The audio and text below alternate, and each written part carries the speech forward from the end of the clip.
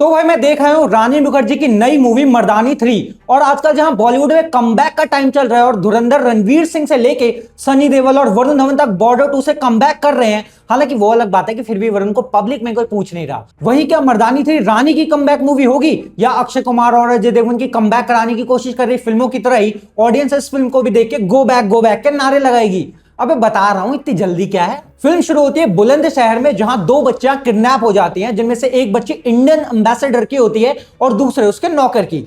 और भाई साउथ से निकल के ओवर द टॉप एक्शन का वायरस जिसने वायरस और वॉर 2 को संक्रमित किया था वो अब मर्दानी को भी लग गया है। तो रानी मुखर्जी यानी शिवानी रॉय का इंट्रोडक्शन होता है बंगाल के सुंदरवन में, जहां कुछ लोग लड़कियों को किडनैप करके उन्हें ड्रग्स के पैकेट इंजेस्ट करवा के इंटरनेशनली स्मगल करते हैं। अब इन औरतों में शिवानी रॉय भी अंडर कवर है, जो इंटरकॉम पर सीआरपीएफ की टीम से कनेक्टेड है, जो उन स्मगलर्स पर अटैक करने के लिए आए होते हैं। लेकिन इतने सीरियस मिशन में भी रानी का जीपीएस खराब हो जाता है और सीआरपीएफ उनसे बात तो कर रही होती है लेकिन उन्हें लोकेट नहीं कर पा रही होती। हालांकि होते वो आसपास ही हैं।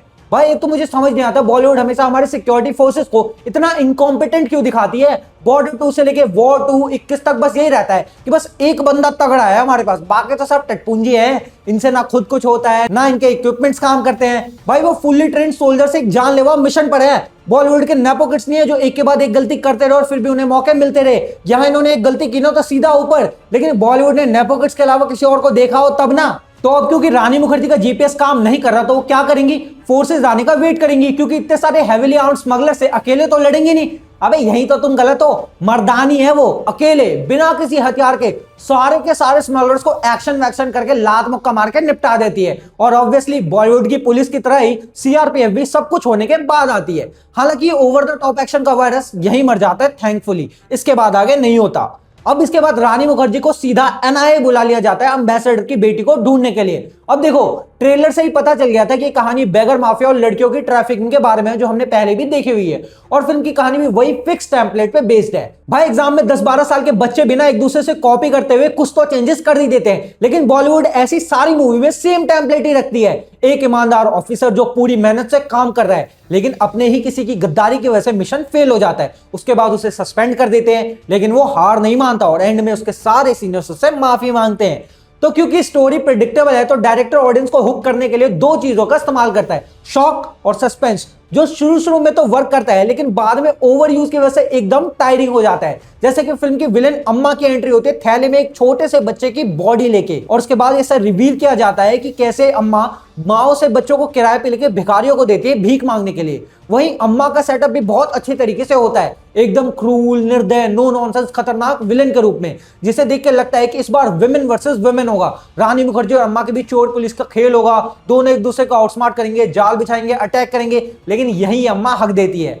असली विलेन अम्मा नहीं, अम्मा का एक गोद लिया बेटा है, और ये सब उसी के दिमाग से चल रहा होता है। अब देखो शुरू के 1-2 शॉक के बाद फिल्म में जैसे शॉक लगना बंद हो जाता है ना, वैसे ही मुझे भी इस बात से बिल्कुल शॉक नहीं लगा। बॉलीवुड ने धोखे इतने दिए, अगर वो धोखा ना दे तो मैं शॉक हो जाता। भाई अच्छी फीमेल विलेन तो हॉलीवुड ने लिख पा रही, तो बॉलीवुड से तो क्या ही उम्मीद कर रहे हो तुम। फिल्म में एक्टिंग सबकी ठीक ठाक है, हालांकि स्टोरी में इनकंसिस्टेंसीज बहुत ज्यादा है और वो इतनी स्टूपिड है ना कि एक अंधा भी इमीडिएटली नोटिस कर लेगा। भाई एक सीन में किडनैपर रानी मुखर्जी को बेवकूफ बना देता है वीडियो कॉल पर पुरानी रिकॉर्डेड वीडियो चला के, और वो वीडियो पता है कैसे चल रही होती है, दूसरे फोन पे, ऐसे आमने सामने कर रखा होता है 2 फोन। अबे किसी जाहिल को भी आराम से पता चल जाता है कि कोई वीडियो लाइव है या फिर स्क्रीन पे प्ले हो रही है, पर रानी मुखर्जी इतनी बड़ी पुलिस ऑफिसर है उन्हें नहीं पता चलता। अबे तुम साइड कैरेक्टर्स को तो भोंदू बना ही रहे थे, अब मेन कैरेक्टर्स को भी बनाने लगे। एक सीन में रानी मुखर्जी हॉस्पिटल से आती है और उनके पास गन नहीं होती, तो वो अपने जूनियर से उसकी गन मांग लेती है, तभी शूट आउट शुरू हो जाता है। अब रानी मुखर्जी उस जूनियर को तो निहत्था छोड़ ही देती है, साथ ही शूट आउट में धड़ाधड़ मैगजीन चेंज कर रही है। अबे जब तुम्हारे पास गन ही नहीं थी तो मैगजीन कहां से आ गई। ये मैगजीन साथ लेके घूमती है कि गन तो किसी से भी मांग लूंगी बट गोलियां मुझे अपनी ही चाहिए। बाद में कोई एहसान जताए कि मेरी सारी गोलियां खत्म कर दे, ना बाबा ना।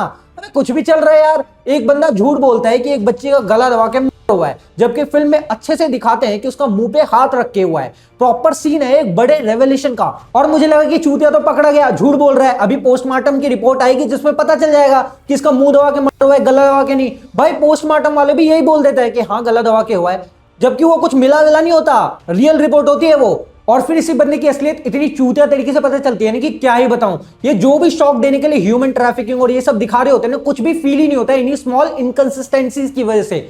तो भाई मोस्टली थिएटर खाली ही रहने वाले हैं। तो अगर तुम्हारी गर्लफ्रेंड बहुत बड़ी फेमिनिस्ट है और तुम्हें एक तीर से दो निशान लगाने हैं ताकि तुम्हारे रोमांस भी हो जाए और गर्लफ्रेंड के आगे फेमिनिज्म के नंबर भी मिल जाए, तो ये फिल्म देखने जा सकते हो। बाकी लोग नेटफ्लिक्स पे धुरंधर आ गई है, वही देख लो दोबारा।